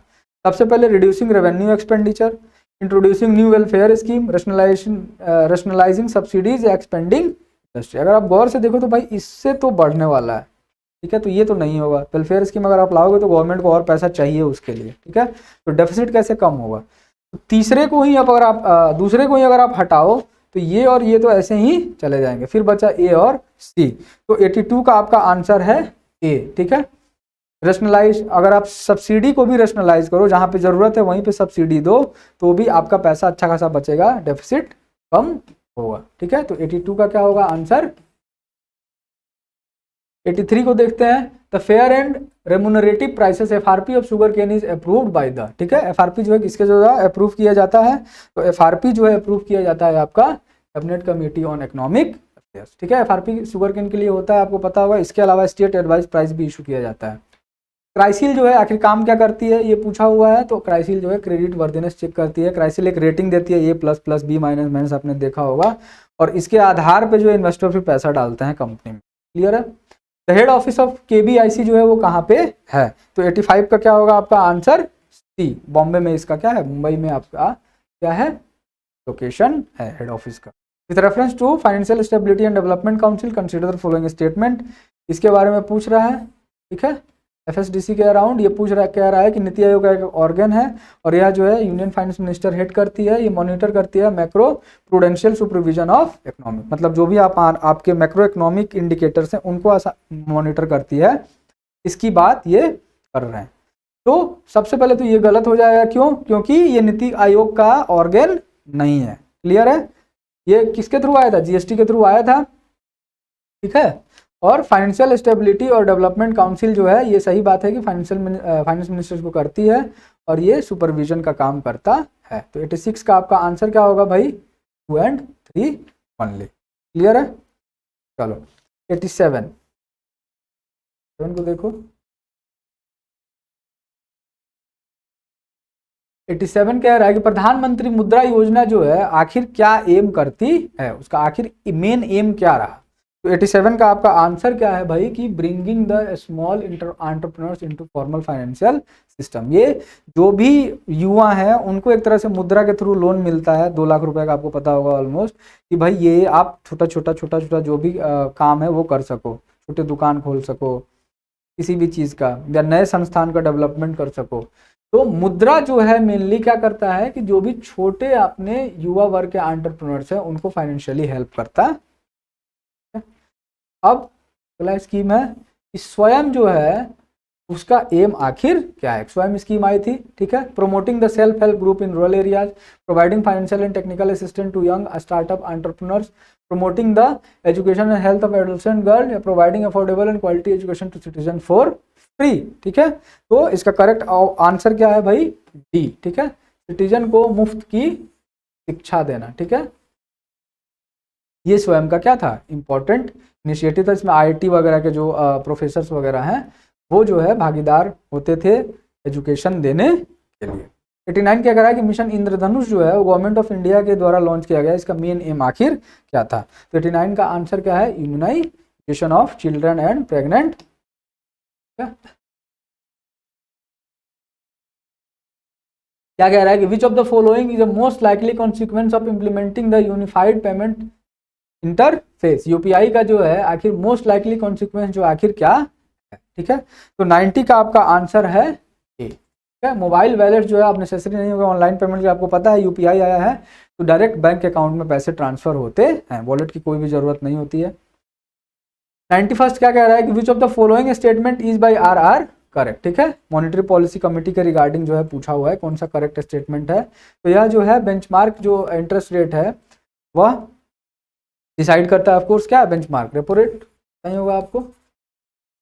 दूसरा कह रहा है कि इसमें 12 मेंबर होते हैं, गलत है, 6 मेंबर होते हैं और यह फंक्शन करता है फाइनेंस मिनिस्टर के अंदर। तो सबसे पहले तो ये आपका दूसरा गलत हो गया, तो ये और ये आपके गायब हो गए, ये पहला सही है, तो 91 का ए इज द करेक्ट, ठीक है। पहले क्वेश्चन की तरफ बढ़ते हैं। 92 क्या कह रहा है कि what is the purpose of setting up of small finance bank in India, ठीक है। स्मॉल फाइनेंस बैंक की बात की जा रही है कि यह क्रेडिट जो है सप्लाई करता है बिजनेस यूनिट को, क्रेडिट स्मॉल और जो मार्जिनल फार्मर्स है उनको, और इनकरेज करता है यंग एंटरप्रेन्योर्स को, क्लियर है, रूरल एरियाज में बिजनेस सेटअप करने के लिए। तो 92 का आपका करेक्ट आंसर क्या होगा भाई, 92 का करेक्ट आंसर होगा आपका 1 and 2 only, ठीक है। अब आप कहोगे कि सर ये भी तो आंसर हो सकता है, लेकिन जब ये आया था draft report small finance bank के रिगार्डिंग आरबीआई के द्वारा, तो ये मेनली 2 आपके प्रोमिनेंट जो है एम बताए गए थे, ठीक है, स्मॉल फाइनेंस बैंक के। हालांकि अब इसका भी काम हो रहा है, ठीक है। 93 का क्या होगा, अटल इनोवेशन मिशन जो है वो सेटअप किया गया किसके अंदर, पता है नीति आयोग का आपका क्या था, इनिशिएटिव था, और मेंस में इसके रिगार्डिंग क्वेश्चन भी अभी आया हुआ है, गौर करने वाली बात। In a given year in India official poverty lines are higher in some states than in other, because किसी स्टेट में जो ऑफिशियल पॉवर्टी लाइन है वो कहीं पे हाई है कहीं पे लो है, इसका आखिर रीजन क्या है, तो ऑफ कोर्स रीजन क्या होगा, प्राइस के लेवल में जो फ्लक्चुएशन है। अरे कहीं पे सब्जी जो है एक पर्टिकुलर रेट में बिक रही है, कहीं पे थोड़ी महंगी बिकेगी, तो ऑफ कोर्स वहां पे क्या होगा, प्राइस का फ्लक्चुएशन होगा। इसीलिए 94 का क्या होगा आंसर बी, कि price level vary from state to state, ठीक है। अब बात करते हैं 95 नंबर क्वेश्चन की। परचेजिंग पावर पैरिटी का कॉन्सेप्ट है यहाँ पे, क्या कह रहा है, पीपीपी की जो पीपीपी एक्सचेंज रेट है वो कैलकुलेट किए जाते हैं same basket of good and services के डिफरेंट कंट्री के लिए, और in terms of PPP dollars India जो है 6th लार्जेस्ट इकोनॉमी है। सबसे पहले तो गलत है, 3rd लार्जेस्ट है, ठीक है। और पीपीपी क्या होता है इसको समझने के लिए सिंपल सा कॉन्सेप्ट है कि अगर कोई बर्गर इंडिया में मान लो 1 रुपए का मिल रहा है, तो सेम बर्गर जो है यूएस में ऑलमोस्ट 3 रुपए के आसपास, 3-3.5 रुपए के आसपास मिलेगा, क्वालिटी सेम होगी, ठीक है। तो सिंपल सी बात ये है यहाँ पे कि जो लाइफ जो लिविंग स्टैंडर्ड है वो चूंकि वहाँ पे हाई है, इसीलिए वहाँ पे प्राइसेस भी काफ़ी ज़्यादा हाई हैं अगर यूएस की बात करें तो, और इंडिया में उसके कंपैरेटिवली थोड़ी सी कम है। तो पीपीपी के मुकाबले जो है इसीलिए अपना इकोनॉमी काफ़ी ऊपर है, 3rd लार्जेस्ट है, ठीक है। सबसे पहले पे चाइना है, तो इसलिए इसमें करेक्ट स्टेटमेंट क्या होगा भाई, 2 इज द करेक्ट आंसर, ठीक है। 95 का क्या है करेक्ट आंसर, 2, ठीक है।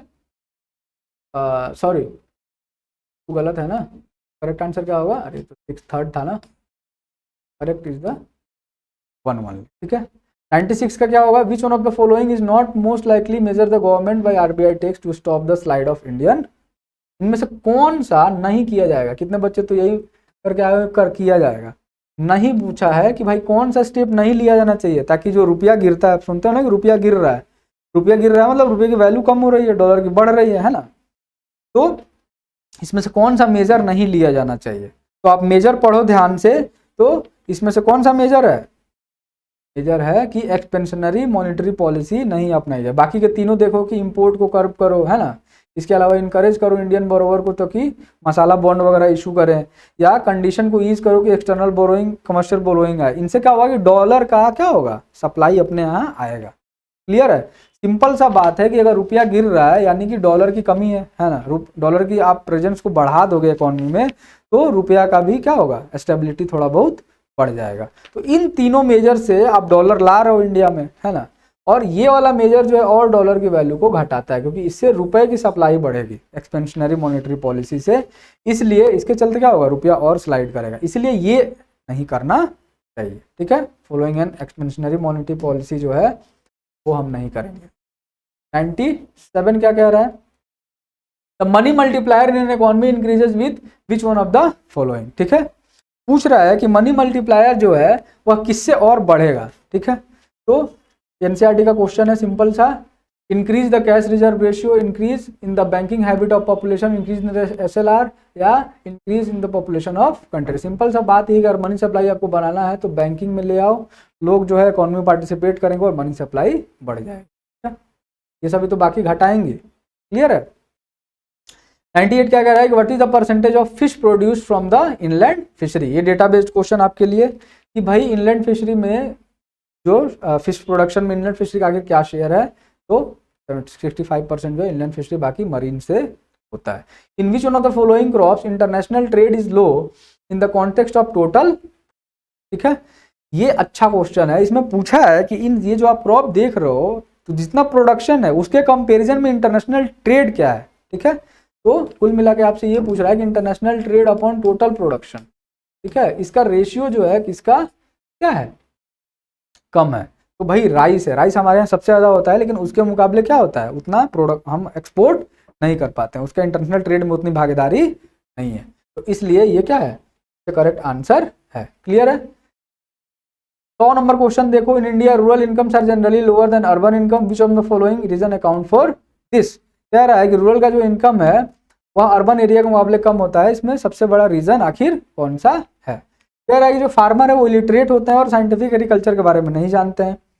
प्राइसेस जो है प्राइमरी प्रोडक्ट का लोअर होता है, ठीक है, मैन्युफैक्चर प्रोडक्ट के मुकाबले, और इन्वेस्टमेंट जो एग्रीकल्चर में वो काफ़ी कम है इन कंपेरिजन टू इंडस्ट्री। ठीक है, तो इन्वेस्टमेंट की बात हुई और प्राइसेस की बात हुई, जो प्रोडक्शन आप कर रहे हो उसकी बात हो रही है ना, कि एग्रीकल्चर से तो प्राइमरी गुड्स निकलेंगे। इसके अलावा फार्मर्स इलिटरेट हैं, तो ये क्या है, आपको गलत लग रहा होगा कि भाई इससे कुछ लेना देना नहीं है, बाकी के दोनों रीजन्स आपके सही हैं, इसीलिए 100 का क्या होगा आंसर डी। क्लियर है। अगले क्वेश्चन की तरफ बढ़ते हैं। 101 क्या कह रहा है, consider the following statement, the commission for agriculture cost and prices CACP वो रिकमेंड करता है एमएसपी को, लेकिन 32 क्रॉप यहाँ पे बोला हुआ है, तो ये गलत हो जाएगा।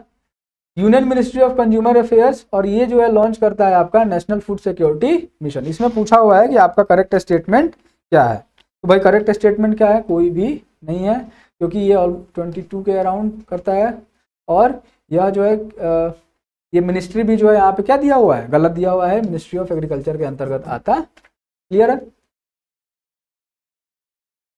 102 की बात करते हैं। भाई why does the government of India promote the use of Neem coated urea in agriculture. आपने सुना होगा ब्लू बेबी सिंड्रोम नाम की एक बीमारी होती थी, जब यूरिया से नाइट्रेट जो है लीच करता था और बच्चे उसका पानी पीते थे तो एक समस्या ये हो जाती थी। तो नीम कोटेड यूरिया जो है वो क्या होता है, एब्जॉर्ब हो जाता था रूट से, उसका लीचिंग नहीं होता है, ये सबसे बड़ा एडवांटेज है। ठीक है, ये तो एक हो गया हेल्थ सेक्टर के मुकाबले। और भी देखते हैं कि भाई ये क्यों यूज होता है, तो ये इसलिए यूज होता है ताकि स्लो डाउन कर देता है dissolution of urea in the soil, क्योंकि स्लो डाउन होगा तो लीचिंग इसलिए।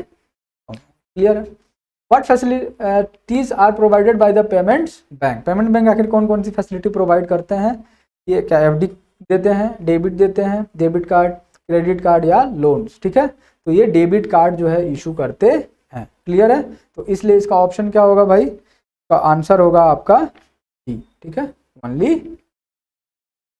लोकल सप्लाई ऑफ कोल जो है वो अवेलेबल नहीं है इन सभी में से किसके पास। ठीक है, किसको है, भद्रावती है, दुर्गापुर है और भिलाई है। तो जो भद्रावती आप देखोगे गौर से, इसके पास जो है कोल की सप्लाई नहीं है। ठीक है, कोल की सप्लाई नहीं है, मेनली हाइड्रो इलेक्ट्रिसिटी से अपना काम चलाता है। The number of industries for which industrial licensing is required has now been reduced to. कितने इंडस्ट्री को लाइसेंसिंग की जरूरत है, 5 इंडस्ट्रीज को लाइसेंसिंग की जरूरत है। और ये पांचों इंडस्ट्री किससे किससे जुड़ी है, तो डिफेंस से जुड़ी हुई है, आपको पता है, एक एक्सप्लोसिव से जुड़ी हुई है, एक अल्कोहलिक जो सब्सटेंसेस है उससे जुड़ी हुई है ना। ऐसे ही करके 5 इंडस्ट्री हैं जो कि इनके लाइसेंसिंग की अभी भी जरूरत है LPG रिफॉर्म के बाद। क्लियर है। 106 देखते हैं क्वेश्चन क्या कह रहा है, from the balance sheet of A company it is possible. Balance sheet आप किसी कंपनी के देखते हो तो इससे आप क्या अंदाजा लगा सकते हो, तो इससे आप अंदाजा लगा सकते हो कि भाई साइज कैसा है और कंपोजिशन कैसा है एसेट और लाइबिलिटीज का। ठीक है, एसेट और लाइबिलिटीज का जो साइज और कंपोजिशन है वो कैसा है, इसका आइडिया लगेगा। 107 क्या कह रहा है कि इन फैक्टर्स को आप कंसिडर करो एक इंडस्ट्री के बारे में। कैपिटल इन्वेस्टमेंट है, बिजनेस टर्नओवर है, लेबर फोर्स है और पावर कंजम्पशन है। 4 फैक्टर दिया हुआ है। इसमें यह पूछ रहा है कि इनमें से कौन सा जो है नेचर और साइज डिटरमाइन करता है इंडस्ट्री का। क्लियर है, नेचर और साइज किससे पता चलेगा, तो 107वां का आपका आंसर है 1, 2 एंड फोर्स। सिंपल सी बात है कि लेबर फोर्स जो है ये एक वेग नंबर है, इससे आप आइडिया नहीं लगा सकते हो कैपिटल इन्वेस्टमेंट कितना है, टर्नओवर कितना है, पावर कंजम्पशन कितना है। इससे थोड़ा बहुत आइडिया लग सकता है कि भाई साइज आखिर क्या है, कैसी इंडस्ट्री है, माइक्रो है, मीडियम है, स्मॉल है ना। तो ये जो है इससे आप आइडिया लगा सकते हो इन 3 फैक्टर से। लेबर से बहुत आइडिया नहीं। लेबर से बस अनऑर्गेनाइज और ऑर्गेनाइज का आपको पता है 10 लेबर से ज़्यादा है तो ऑर्गेनाइज सेक्टर में आ जाता है। ये बस एक थोड़ा सा माइनर सा डिफरेंस होता है। हिंडाल्को की अगर बात की जाए जो कि एक एल्युमिनियम फैक्ट्री है, वो रेणुकूट में लोकेटेड है। किस लिए है आखिर, प्राइमरी रीजन उसका क्या है, ये पूछा हुआ है। तो 108वां का आपका आंसर होगा कि एबंडेंसी है उसके पास पावर की, पावर की एबंडेंसी है, इसके चलते वहां पे लोकेशन है। क्लियर है। पहले क्वेश्चन की तरफ बढ़ते हैं। 109 क्या कह रहा है कि which one of the following committees recommended the abolition of reservation of items for the small scale sectors in the industry. ठीक है, आबिद हुसैन कमेटी, नरसिम्हन कमेटी, नायक कमेटी और राकेश मोहन कमेटी। मेनली जो एबोलिशन ऑफ की बात की गई यहाँ पे, जो स्मॉल स्केल इंडस्ट्री बना नहीं सकते हैं, एबोल्यूशन की बात की गई, जो पहले से रिजर्वेशन था। तो कौन सी कमेटी इसमें सम्मिलित थी? आबिद हुसैन कमेटी इसमें सम्मिलित थी। क्लियर है। 110 क्या कह रहा है भाई कि which one of the following statement is not correct. Rourkela steel plant जो है पहला इंटीग्रेटेड प्लांट था और वो सेटअप किया गया सोवियत यूनियन कोलैबोरेशन के द्वारा। ठीक है, तो यही जो है करेक्ट नहीं है। क्लियर है। 110वां का आपका आंसर ही होगा ए, क्योंकि ये जर्मनी के कोलैब से। ठीक है, बाकी के सारे अपने सही हैं। सेलम स्टील जो है प्रीमियर प्रोड्यूसर है स्टेनलेस स्टील का। महाराष्ट्र जो इलेक्ट्रोस्मेल्ट है वो सेल के अंतर्गत आता है। विशाखापट्टनम स्टील प्लांट जो है वो राष्ट्रीय इस्पात निगम लिमिटेड का एक यूनिट है। क्लियर है। 111 क्या कह रहा है कि despite having large reserve of coal, India जो है इंपोर्ट करता है मिलियन टन्स ऑफ कोल। तो सबसे पहला स्टेटमेंट बोल रहा है कि ये पॉलिसी है कि इंडिया अपना कोल बचाए रहे। दूसरा कह रहा है कि most of the power plant in India are coal based और उन्हें जो है सप्लाई में नहीं मिल पाता है। ठीक है। तीसरा कह रहा है कि स्टील कंपनी जो है large quantity of coking coal की जरूरत पड़ती है जो कि इंडिया में नहीं है। तो ऑफकोर्स ये ऑप्शन तो आपको लग रहा है कि गलत, इंडिया ऐसा कुछ इंटेंशन नहीं इंडिया को बचाने का, ये और ये करेक्ट है, इसलिए B is the correct answer. ठीक है।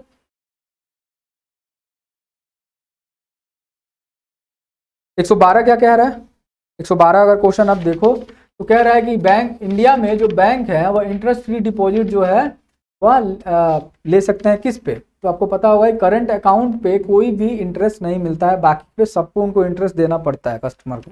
ठीक है, तो इसलिए A is the correct answer. Which one of the following industries is the maximum consumer of water in India, इनमें से कौन सी जो इंडस्ट्री है वो सबसे ज्यादा पावर यूज करती है। तो थर्मल पावर प्लांट जो है सबसे ज्यादा पानी यूज करते हैं। डिस्गाइज अनएम्प्लॉयमेंट जो है इसका मतलब क्या होता है। ठीक है, काफी इंपॉर्टेंट टर्म है ये। तो इसका मतलब ये होता है भाई कि मार्जिनल प्रोडक्टिविटी जो है वो आपकी जीरो होनी चाहिए। सिंपल सा बात ये है कि मान लो कि किसी भी सेक्टर में 4 लोग काम कर रहे हैं और चारों में से किसी एक को निकाल दिया जाए और फिर भी वो काम चल जा रहा है, तो वहां पे डिस्गाइज एम्प्लॉयमेंट है। वो जो चौथा बंदा निकला वो ऐसे ही काम कर रहा था। क्लियर है, वहां पे मार्जिनल जो प्रोडक्टिविटी उसकी थी वो क्या थी, जीरो थी। क्लियर है। तो इसका मतलब है कि डिस्गाइज्ड एम्प्लॉयमेंट जो है वो मार्जिनल प्रोडक्टिविटी ऑफ लेबर से जुड़ा हुआ है। With reference to balance of payment which one of the following constitute the current account. ठीक है, इनमें से कौन से जो है करंट अकाउंट में आते हैं। तो balance of trade, foreign assets, balance of invisible, special drawing rights. तो ये तो आपका सही लग रहा है, बैलेंस ऑफ ट्रेड सही है। ये गलत है, कैपिटल में आता है। ये भी सही है ना, ये करंट अकाउंट का ये भी पार्ट है। और इस पर SDR आपको पता ही है कि ये नहीं पार्ट है, ये IMF के रिगार्डिंग जो बनाई गई है प्रोविजंस उसका पार्ट है। और इसीलिए 115वां का आंसर क्या है, 1 और 3। ठीक है।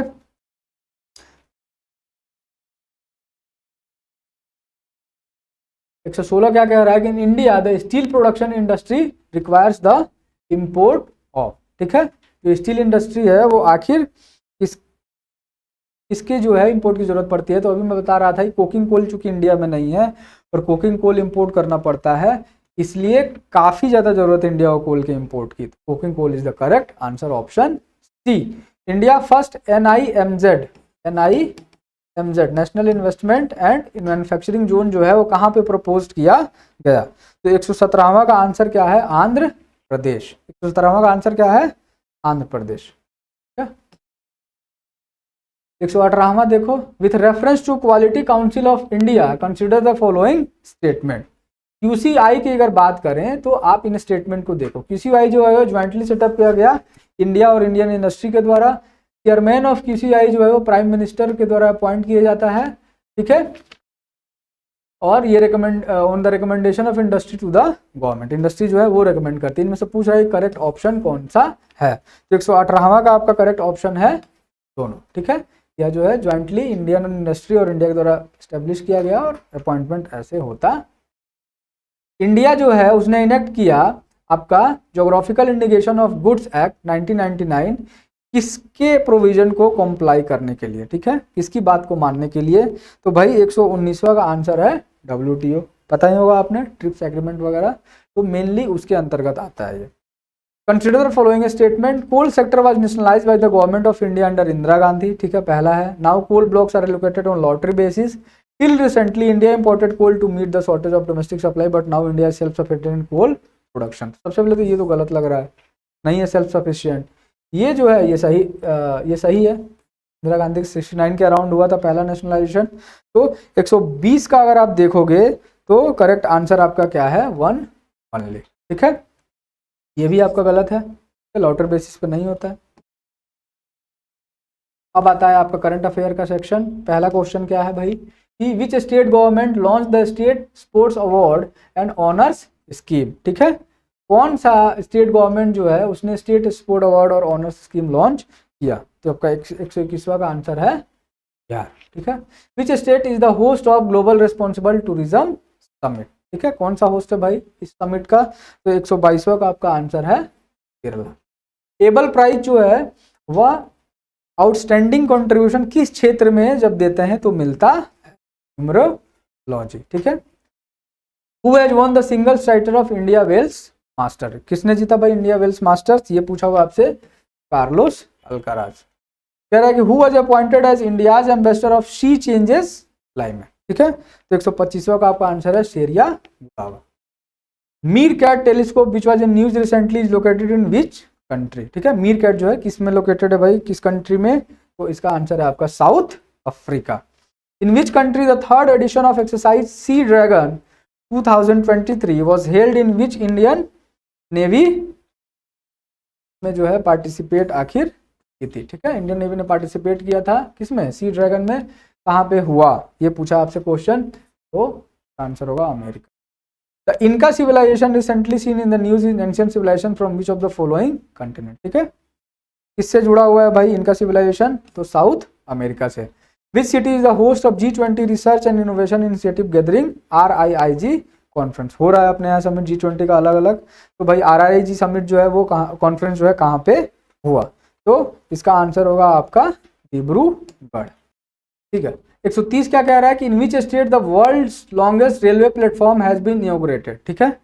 तो 130वां का आंसर आपका क्या होगा भाई? कर्नाटक, ठीक है। कर्नाटक में जो है सबसे बड़ा platform. US president Joe Biden represented the national humanitarian medal to which Indian American actress, ठीक है। किसको दिया भाई ये अवार्ड? तो 131वां का आंसर है Mindy. Which bank has started Har payment digital mission, ठीक है। हर पेमेंट डिजिटल मिशन किसने स्टार्ट किया? तो 132 का आपका आंसर है RBI। Who has been honoured with the player of the year award by the Asian chess federation, ठीक है। किसको मिला भाई player of the award? Player of the year award किसको मिला एशियन चेस फेडरेशन के द्वारा? तो 133 का आंसर होगा D गुकेश, D गुकेश को मिला। अब बात करते हैं कि which state by UT hosted the Kodava hockey festival, ठीक है। तो 134 का आपका आंसर है कर्नाटक, ठीक है। कर्नाटक में जो है कोडावा हॉकी फेस्टिवल का आयोजन किया गया। In which country is the Yellowstone National Park located? काफी अच्छा क्वेश्चन है। येलोस्टोन नेशनल पार्क अभी न्यूज में था, तो येलोस्टोन नेशनल पार्क जो है ये आपका लोकेटेड है, ठीक है। मीराबाई चानू जो है उन्हें दिया गया BBC India sports women of the year किस साल में, ठीक है। तो किस साल में मिला भाई? तो मिला था 2021 में। Which country develop the first DNA vaccine for dengue, ठीक है। डेंगू के लिए किसने किया है भाई डेवलप? तो इसका आंसर है आपका, ठीक है। डेंगू काफी ज्यादा आपको देखने को मिल रहा था केस पिछले साल, Churchgate railway station of which city was named after India's first RBI governor CD Deshmukh. Churchgate आपको पता है कहाँ पे है, वही में। House work is work project has been started by which bank, ठीक है, ये प्रोजेक्ट है हाउस वर्क इज वर्क, ये किसके द्वारा स्टार्ट किया गया है, 139 का आंसर होगा आपका B. Who has been awarded the governor of the year 2023 by the international publication centre banking, किसको मिला है भाई, तो 140वां का आपका आंसर होगा शक्तिकांत दास, ठीक है। विच union minister launch the rising stars fund, ठीक है, किसने लॉन्च किया है राइजिंग स्टार्स फंड, तो 141 का आपका आंसर होगा निर्मला सीतारमण, ठीक है। पहले क्वेश्चन की तरफ बढ़ते हैं। 142 कह रहा है कि which statement is true regarding the World Air Quality Report 2022 release in March 2023। बोल रहा है सबसे पहला कि most polluted city of India जो है भिवाड़ी राजस्थान से है। चैट जो है सबसे पोल्यूटेड कंट्री है वर्ल्ड में। मोस्ट पोल्यूटेड सिटी वर्ल्ड में जो है लाहौर है, और इंडिया जो है 8th मोस्ट पोल्यूटेड कंट्री में आता है। तो 142 का आपका आंसर होगा सब, ठीक है, सारे ही करेक्ट स्टेटमेंट है। 143 क्या कर रहा है, consider the following statement regarding 32nd Beas सम्मान 2022, ठीक है। 2022 में जो ब्यास सम्मान होगा 32वां, उसके बारे में बात की जा रही है। तो हिंदी राइटर डॉक्टर ज्ञान चतुर्वेदी नोबल पागल खाना, ठीक है, उसको सेलेक्ट किया गया है 32nd ब्यास सम्मान में, और ये अवार्ड जो है के बिरला फाउंडेशन के द्वारा दिया जाता है, ठीक है। तो 143 का आपका आंसर क्या हो जाएगा, सी। जो बुक है 3 टॉप कोट होगा यहाँ पे, 3 टॉप कोट्स ऑफ इंडिया, वह रिलीज किया गया, उसके ऑथर कौन हैं, तो 144 का आपका आंसर होगा जस्टिस सुधीर कुमार कटरियार, ठीक है, जस्टिस सुधीर कुमार कटरियार। 145 क्या है भाई, in which city of Bihar the state first organic farming model training center has been set up, ठीक है, बिहार में कहाँ पे पहला organic farming model training center develop किया गया है, तो 145 का आपका आंसर होगा फतुहा, ठीक है। In which district of Bihar state first monkey park जो है वो डेवलप किया गया है, तो इसका आपका आंसर होगा क्या, अररिया डिस्ट्रिक्ट में। Who among the following has won the gold medal in the under 14 national table tennis competition held at Bhagalpur, ठीक है, ये जो अंडर 14 TT कंपटीशन हुआ था उसमें किसने मेडल जीता है, तो भाई गोल्ड मेडल जीता है सुविज्ञा कुशवाहा ने। Chief minister Nitish Kumar has unveiled the statue of which former prime minister of India, ठीक है, नीतीश कुमार ने किसका अनवील किया भाई, तो 148 का आपका आंसर है Atal Bihari Vajpayee. Which state government has decided to establish a separate autonomous and strong institution, ठीक है, institution public finance and policy institute for economic policy formulation and review, ठीक है, किस स्टेट ने ये आखिर एस्टेब्लिश किया है, ठीक है, तो 149वां का आपका आंसर है बिहार। बिहार एक ऐसा स्टेट है जिसने डिसाइड किया है कि एक सेपरेट ऑटोनोमस और स्ट्रॉन्ग इंस्टीट्यूशन जो है वो एस्टेब्लिश किया जाए, जो कि पब्लिक फाइनेंस और पॉलिसी इंस्टीट्यूट को डील करता है इकोनॉमिक पॉलिसी फॉर्मेशन और रिव्यू में, ठीक है। 150वां क्या है भाई, with which countries central bank RBI has signed an agreement to promote innovation in financial product, financial product में इनोवेशन लाने के लिए आरबीआई ने किस कंट्री के बैंक से क्या किया है, समझौता किया है, तो 150वां का आपका आंसर होगा वही, ठीक है। तो इसी के साथ आपका ये सेशन एंड होता है। हमारे चैनल को लाइक कीजिए, सब्सक्राइब कीजिए और बेल आइकन को दबाइए ताकि आप सेशन में हमेशा बने रहें। ये वीडियो जो रेगुलरली हम आपके लिए ला रहे हैं वो आपके लिए बेनिफिशियल साबित हो। ठीक है, जय हिंद, जय भारत।